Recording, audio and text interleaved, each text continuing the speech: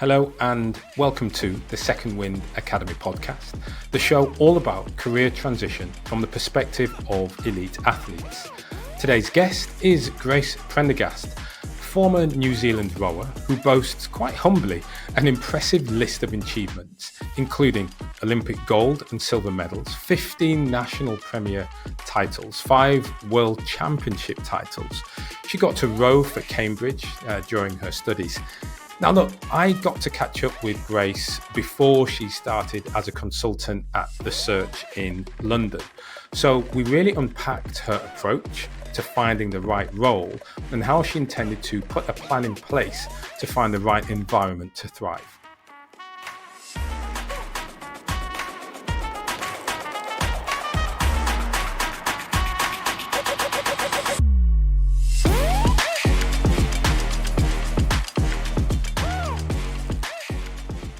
Grace, thank you so much for joining me on the show today. Thank you for having me.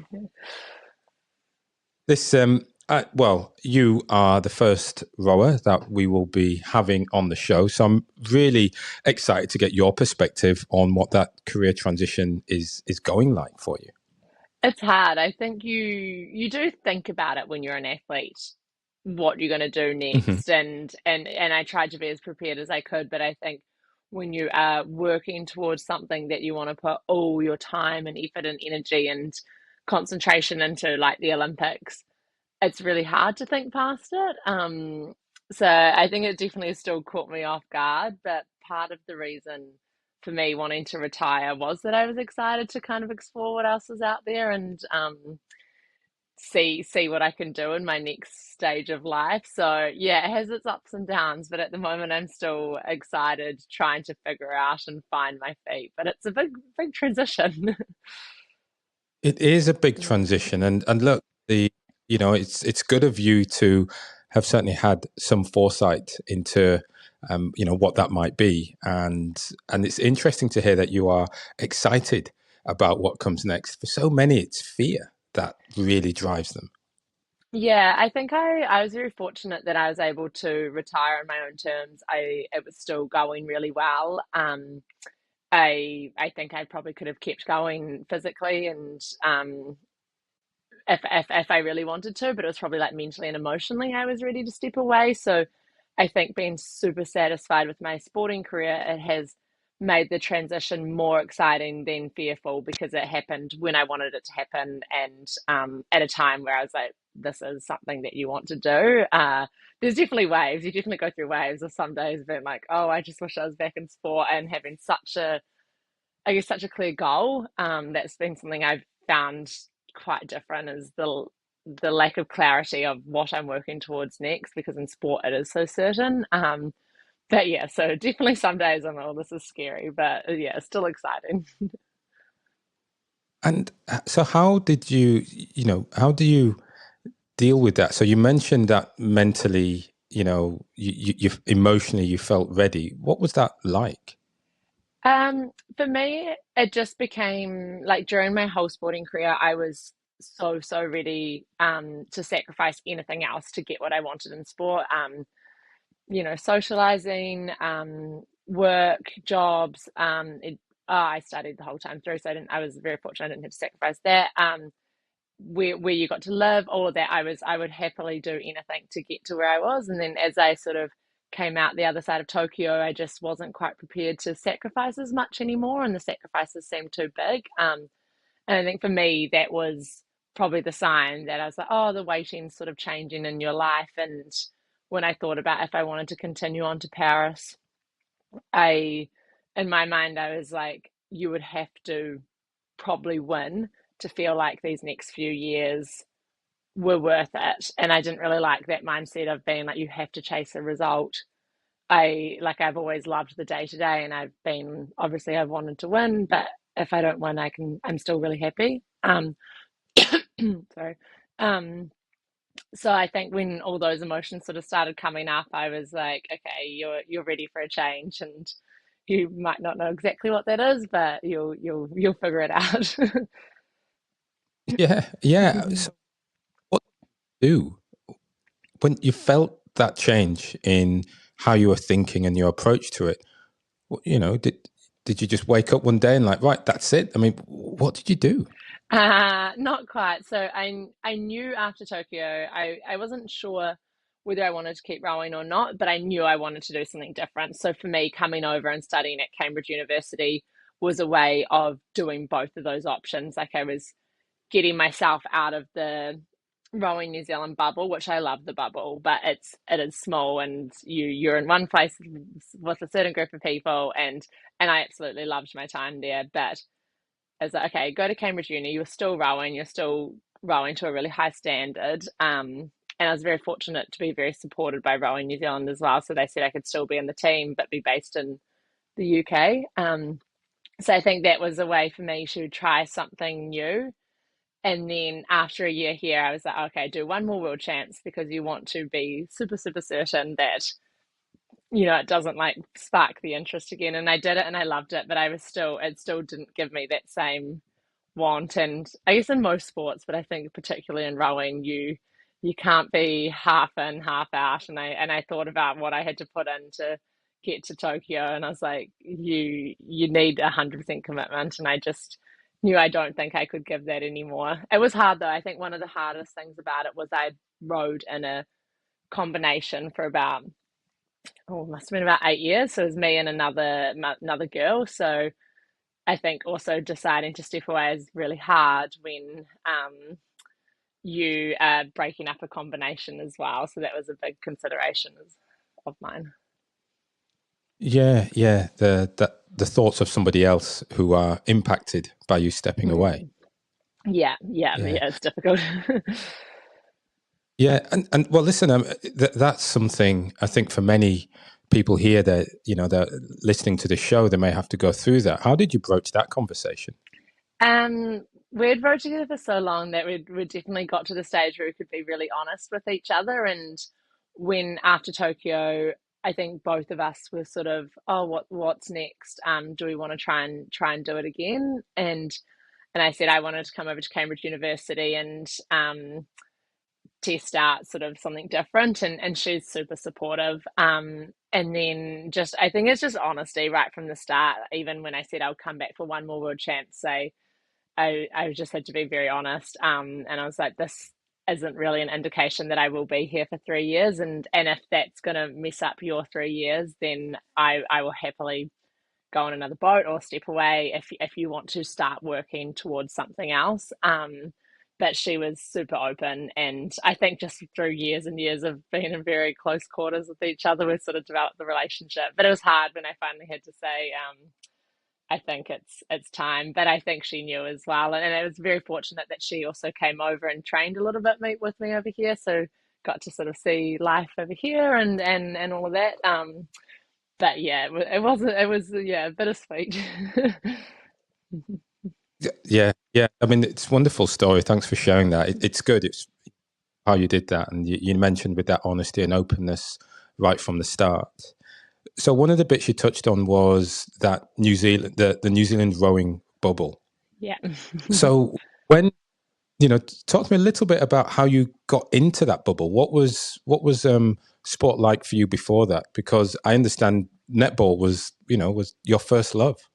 Yeah, it really was. Right from like young, I always played it, and even when I went to high school, that was my love. And I was like, oh, I want to grow up and be a silver fern.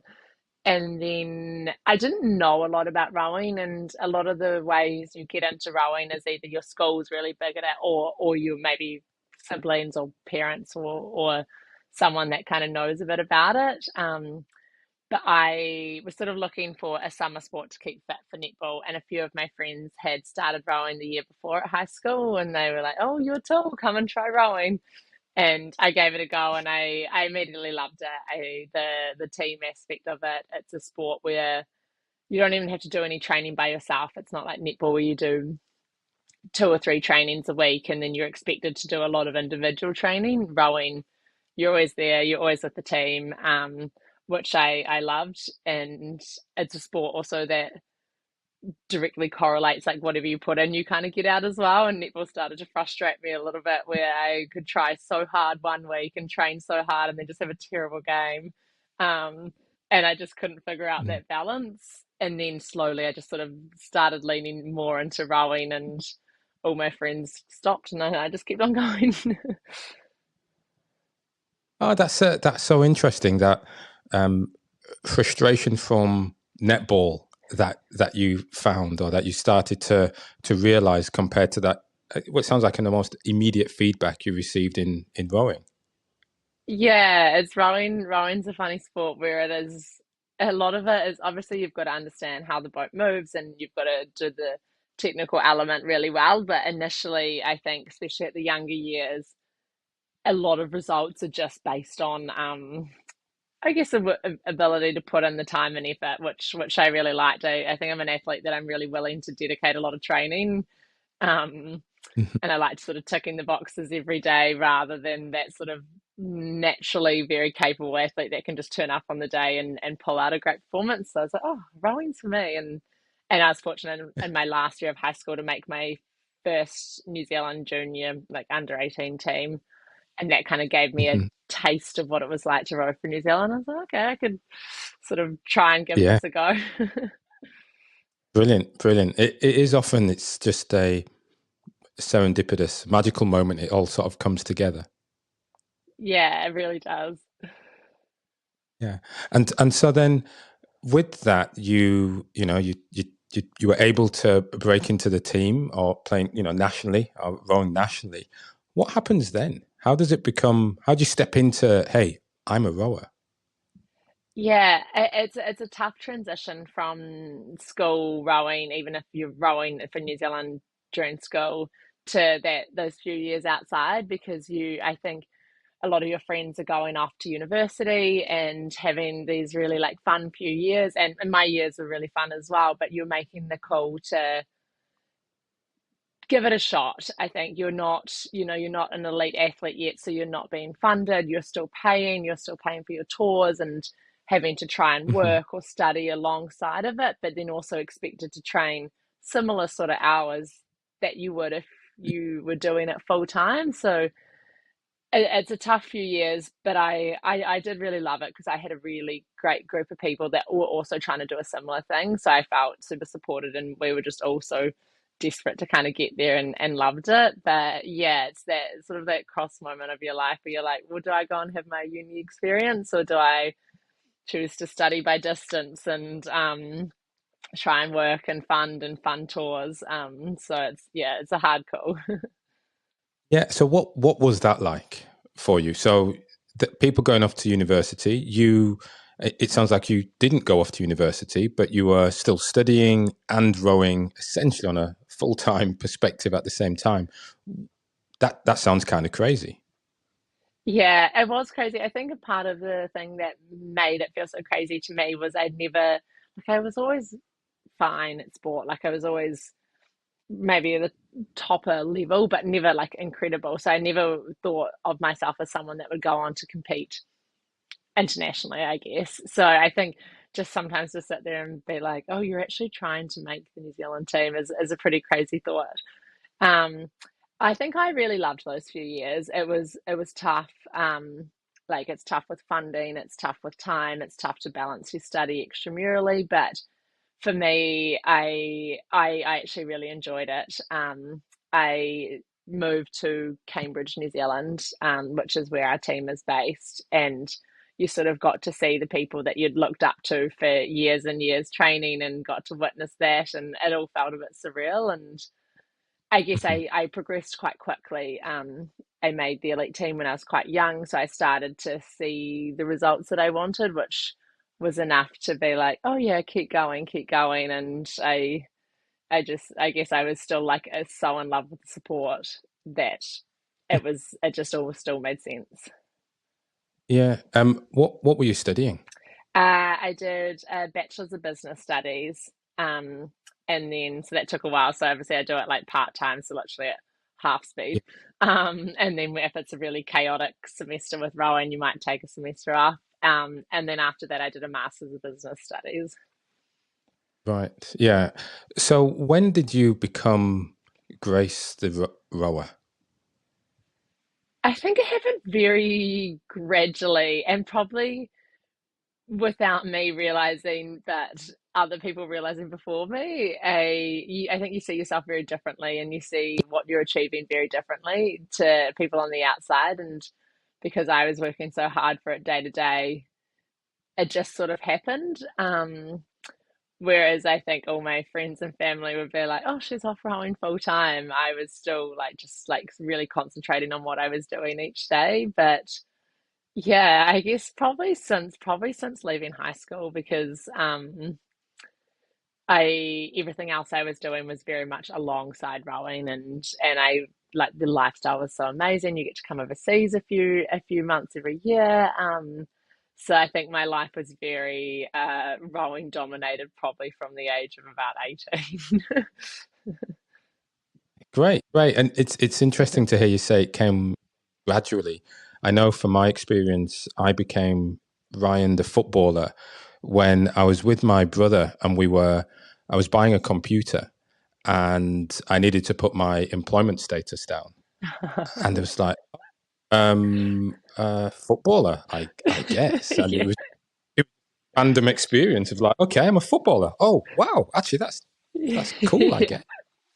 Yeah, I think that's such a funny thing. I think I still felt so uncomfortable when, like, and mine was always when you're getting on the plane and you're filling out your little declaration, like where you land in, it's like profession. And I was like, am I an athlete? I'm not sure. Or I would just often I just cop out and be like student, because it almost felt weird to say that, Mm. oh, my full time thing is sport. I'm like, it's such a privilege, and I felt like a little bit of an imposter. But I was like, depending on how I feel that day, I'd be like student or athlete.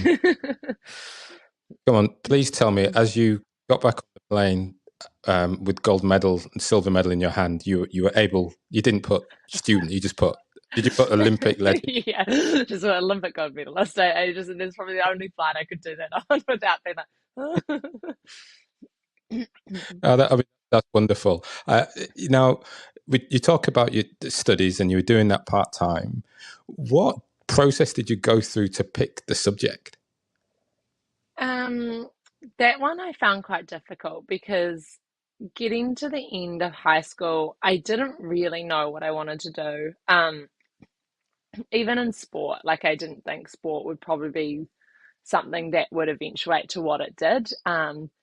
And I remember many of my friends were like, I want to go off and do this. And I just never really knew. I just didn't really have that thing that I was desperate to do. And I think business studies for me was a good thing to go into, because it's quite broad, and I think it just teaches you a lot of really good skills. And also, this is like a very like, logistical thing, but as a great course to do extramurally. It's you can't study medicine extramurally, or like veterinary or anything like that. You've got to pick. I had to pick out of a course that I could study by distance. And so it ticked all these boxes, and I did have a real interest in it. But I think it's a hard one because it is so broad. You do business studies, or you can still go into anything, and that's what I'm sort of almost finding at the moment, that it's such a broad area, and trying to find that sort of niche that really like clicks for you. Which I think is pros and cons. It's nice that you can have the freedom and flexibility to try out different things, but then equally it sort of leaves all the doors open. But yeah, I'm really pleased I studied with that, and I really enjoyed my course. Ah, great. And listen, we'll come back to the course and the studies you're doing now. I'm a bit curious about a day in the life when you were, back in that rowing bubble, and you spoke about you enjoyed it, and spoke about clarity and objectives. So can you just sort of help me understand a bit what that enjoyment meant for you? Because I just have to say, it sounds like waking up at 4 a.m. and things like that. But please go ahead. Yeah, it's I think you either love it or you hate it. I think rowing was a sport for me because I found a way I could build my confidence in it, and I could line up at a start line of a world champs and Olympics confident, because I decided on how do I explain this? I decided on how I would get my confidence, and that was training hard. And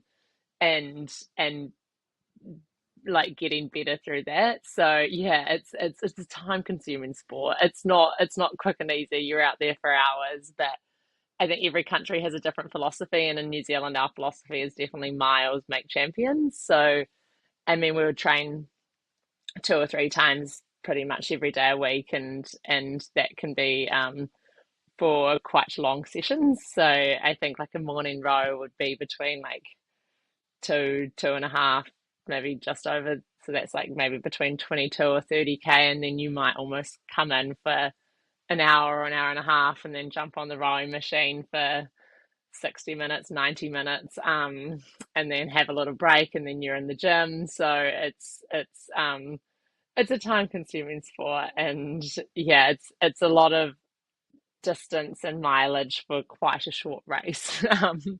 But yeah, Yeah, it is rewarding. yeah, and you know, you certainly got the rewards. So when you're doing that hard work, how did you know it was the right work to do? How did you know it was the best thing to do for you to ultimately get on the podium?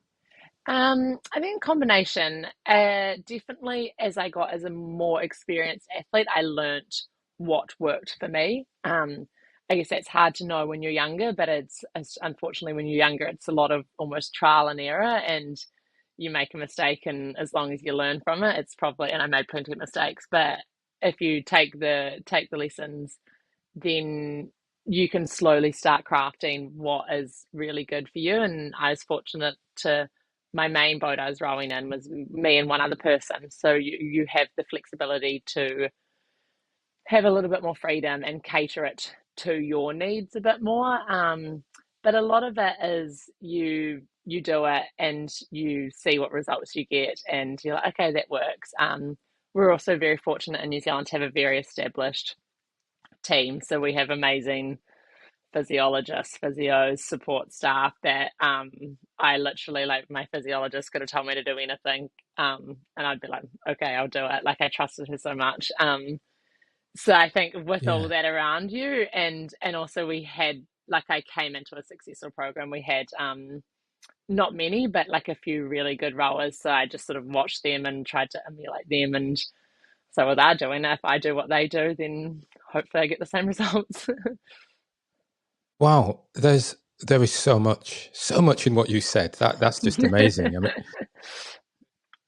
the in order for you to have that confidence on the start line, there, you know, you were able to experiment with, you know, you and your partner in terms of what worked in terms of your chemistry.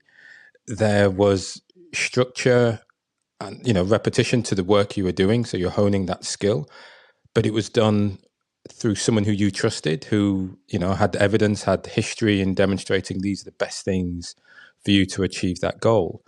And you had role models to observe, to emulate, perhaps even to inspire you along the way. I mean, that's an amazing environment to grow up in. Yeah, I was very, very fortunate. I think I really love the time that I came through sport. I like, I see my sporting journey as having covered it all. And like, when you put it like that, I was like, yeah, I did get a lot given to me, but I think you've also got to take the opportunities as well. But like, even looking at sport at the moment, I think it's quite interesting. It's quite a shift in mindset, and figuring out what, how to look after athletes, and make sure like well-being is front and center. And I reckon I really came through in the pivot of that. So I think my first half of my years in the team, it was like a very ruthless, cutthroat environment, which was tough, but it does teach you a lot. And I think I sort of learnt a lot of really resilient skills in that when it sort of shifted and you sort of got maybe more looked after and cared for, I still had that like sort of ruthless mindset, and then I got the benefit of then also being in a really nice environment. So it was really interesting. But yeah, I'm very fortunate the team I've come through with. Yeah, yeah. I mean, let's not forget, given all of that feedback, there's still a process to take it on board and a desire, perseverance to go through that pain. Someone tells you, right, we're going to row for 3 hours. You still need to be able to row for 3 hours. That's no mean feat at all. Yeah, I think, and you've really got to buy into it. And I think that's Mm. and even when I think about our New Zealand team, there was a real range. Like there were some athletes that didn't really feel like they needed to tick the boxes. They could turn up and be confident that they were someone that could perform on the day. Whereas for me, I was like, no, I need to tick the boxes to sit there confidently. But I guess it's sort of figuring out what works for you and how you're going to sit there and sort of be like, okay, I've done it my way, and now I am going to hopefully go out there and get the result that I've worked towards. Yeah, amazing, amazing. That so you know, taking that environment that you were working with, you were learning and developing, and like you said, you are privileged that you were able to leave that environment on your terms, or at least on your timing. For you to move forward. Coming out of that environment, what environment are you in now? In terms of the study, how structured, how practiced? What's that like for you? So I've actually just graduated. So about 2 weeks ago, I had my Ah, graduation in Cambridge. woohoo! Yeah, I know. So Congratulations! thank you, thank you. So close of another chapter. I'm closing them all at the moment. Yeah, But yeah, but going into that really intense 1 year sort of master's environment was a big change for me. I think realistically, I'd never really been in a place in my life that rowing wasn't the number one, and I was still doing a lot of rowing and I was still racing internationally, but my life wasn't based around making sure I was ready for training, and like study was like the number one priority, and also just enjoying the experience of being at an amazing university for 1 year and not sort of wasting that. So it was a shock to the system. But honestly, I did love it. And I think that also showed me that I was like, oh, I'm ready for something else. how was it different? I think just the amount you can fit in a day, like we sort of talked about those awkward few years after high school, but then once you get into the elite team and you are like doing it full time, I mean, I would Yeah, go and train, and then you would have people worrying about whether you were stiff or sore, or if you like, I had a few hours of downtime during my day to rest, and if I didn't have that, I would be like, oh my gosh, I'm going to be tired. Whereas at Cambridge, it's like you get up at the crack of dawn, you go and row, and then you go straight to class, and then you probably go and do like a whole day of uni, and then you go and do another session, and then you might go and see a friend, and then you get home at 9, 10 p.m., and then you do it all again. I think it just put in perspective how much you can fit in a day, and how much when you need to you can achieve. But yeah, I think it just changed the weighting. Like it was no longer rowing was the number one. It was just trying to fit it all in. yeah. Again, yeah. That's a few more bombs dropped there as well. That's that again is quite. And is that some? So you enjoyed the daily routine, the regularity of being the elite rower. How is that routine? How did you cope with that change in routine when you became essentially a full time student? Um, I think it was different. I think one of my blessings was that I was just so busy. Um, and I think when I think about my whole transition as a whole, and I'm still very much in it, but being busy has been a real lifesaver. I think it doesn't give you the time to kind of sit there and be like, what are you doing? And just have those moments of really I don't know, I guess when you're alone with your thoughts, there's just a lot that can crop up, and not that I'm like suppressing those or anything, but in a good way. When you're busy and you're always like, what's next, what's next, what's next, it keeps you just on a roll. And I think that was my lifesaver in my year in Cambridge. I just felt so busy that I didn't have the time to sit there and be like, this is a crazy new environment, what's going on? And I was obviously loving it as well. I think if I hated the busyness in the environment, that would be a different story. But yeah, I think having a lot on your plate has actually been a really good thing for me in my transition. Yeah, yeah. So what's been happening the past 2 weeks then?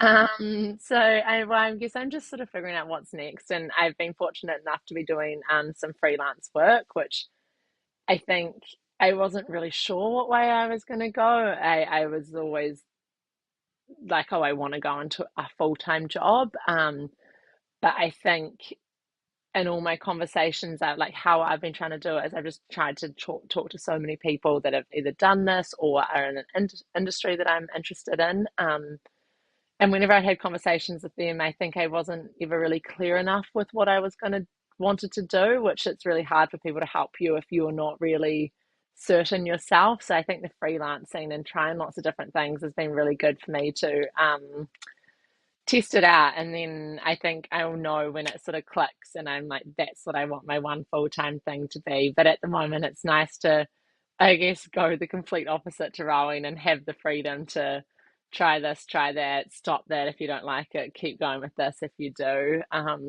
But I guess this is the scary stage as well, where you're like, oh my God, what is my next goal? And I was like, my next goal at the moment is so broad that sometimes that can be a bit daunting. Yeah, yeah. And again, coming from where the goal is so structured and clear, for you now to shape that goal yourself. So, you know, how are you? How are you shaping that goal? It's been almost like a trial and error process. I think I've had great support around me here, which has been really nice. Like I've had so many people that want to talk that have been through this, and I'm just trying to pick up like knowledge and information from everyone. But at the moment, I think this is something that I want to do, narrow it down as well, because at the moment my goal is almost just to figure out what I want to do. But I think, as we know in sport, a really broad goal is very hard to achieve. So I think I'm taking my time with it, but I imagine I'll get to a point soon where it's like I know, and I see, I almost think that might be in the next few months that I'm sort of wanting a little bit more direction. But yeah, I think when I've spent my last 12 years is literally from the age of 18 outside of high school and the rowing team, I think I've allowed myself a little bit of time to take the downtime, take the freedom, enjoy sort of, I don't know, just having my own time.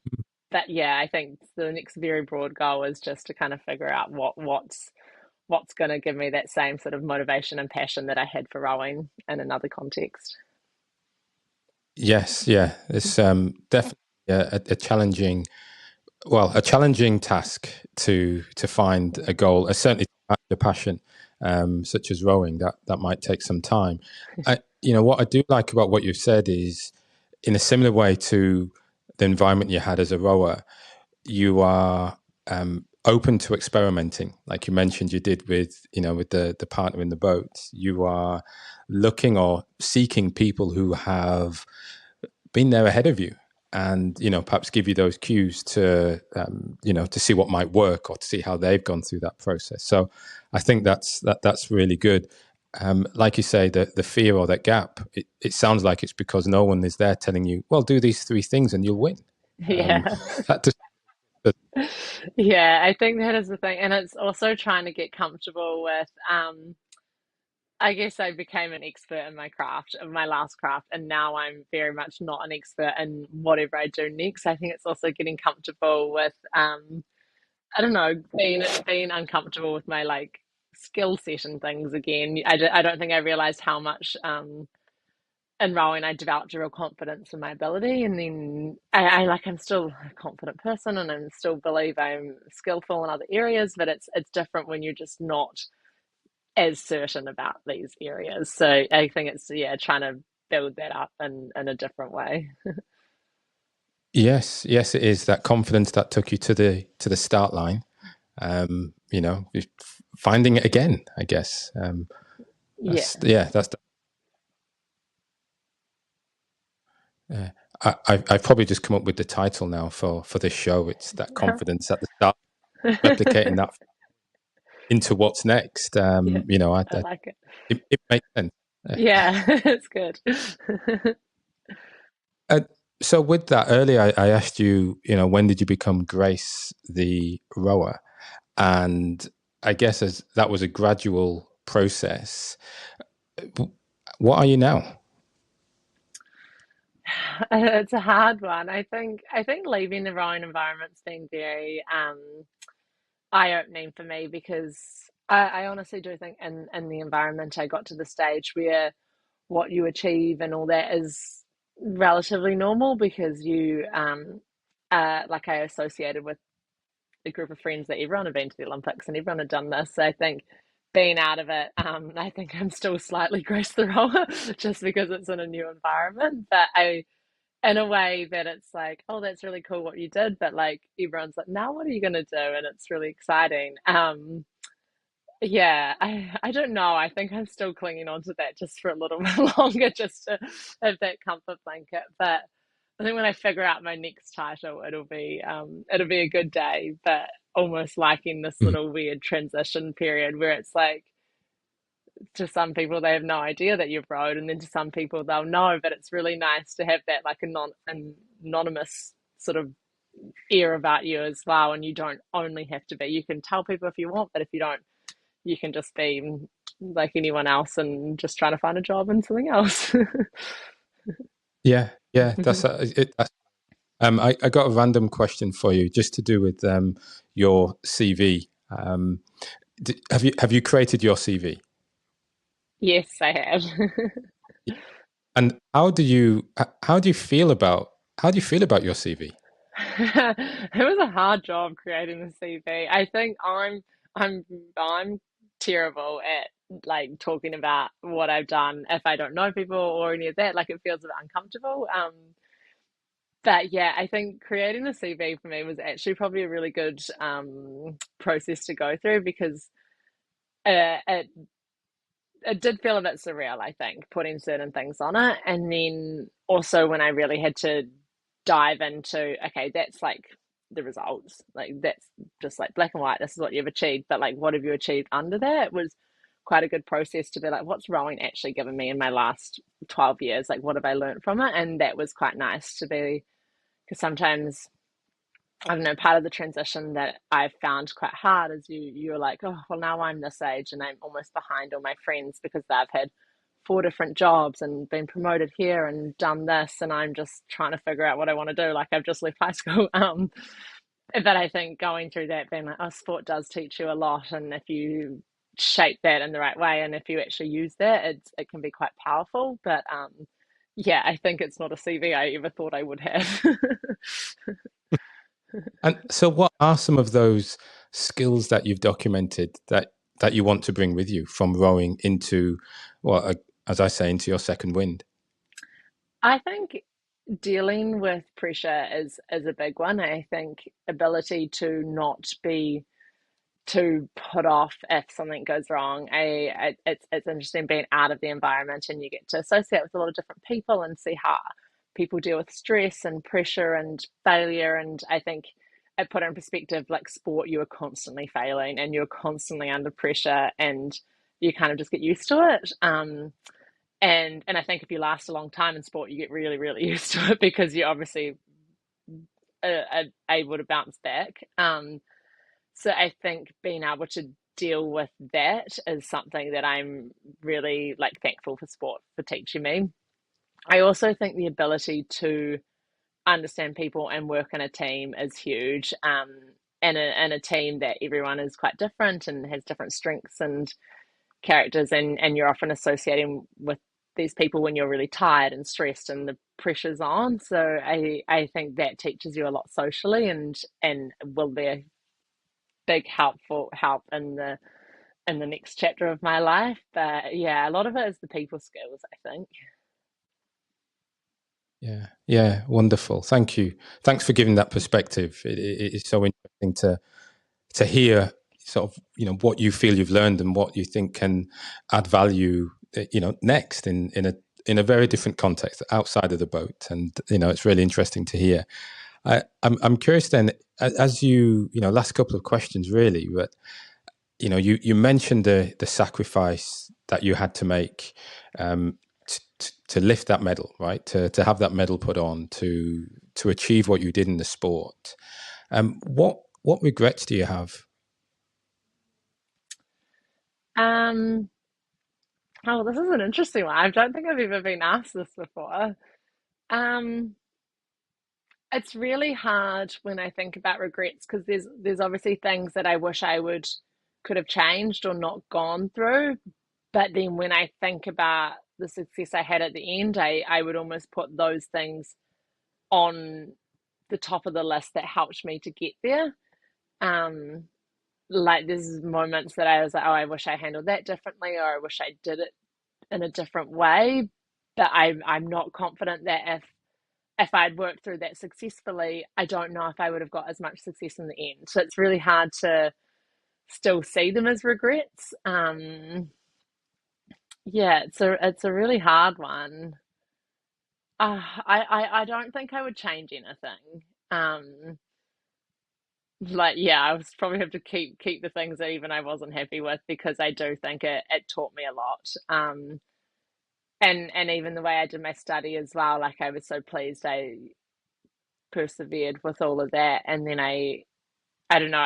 I was nervous I'd get to almost this stage of my transition and think this is a regret that I'd finished, but I'm still confident with that. Yeah, I don't think anything jumps out of me. I have to ride through the regrets to just because I think it helped me in the end. Yeah, yeah, that's all good. That's all Mhm. good. It's again amazing approach to looking at what you have achieved and what you've gone through, and it's great. It feels worth it. Yeah. Um, so as you look back then, and perhaps not for you, but think about your experience and 18-year-old Grace. What advice would you give her to help her with that with this transition that you are going through now? I think for 18-year-old Grace, like I think I developed a lot of confidence throughout rowing. I think it took a long time though, and maybe this is also a regret as well. I think I wasted a few opportunities younger, and not opportunities that I think would have been like make or break success wise, but just like I was just too nervous to take them up and put myself out there. So I think I would say like be more confident in yourself than you initially were. I got a lot of confidence through sport, but almost I wish I came in with that. Mm. I guess it's one of those things though that maybe being slightly like not as confident helped because I was just willing to like really, really work quietly away. But yeah, I think I doubted myself for a long time and was very like shy and not willing to put myself out there. So yeah, I think that would probably be my main thing. Just sort of back yourself from a young age. You don't need the results and all that to make you confident in your own abilities. Like if you actually know it deep down, then roll with that and then I'm sure it'll get there. But yeah, I think that took me a long time to learn in sport. No, that's great. That really is. That sound advice. Um, Grace, listen, thank you very much for joining me today and sharing your story on the transition that essentially you've just begun. I Yeah, certainly wish you the, uh, you know, again, thank you for sharing your perspective. no, thank you so much for having me. It's really nice.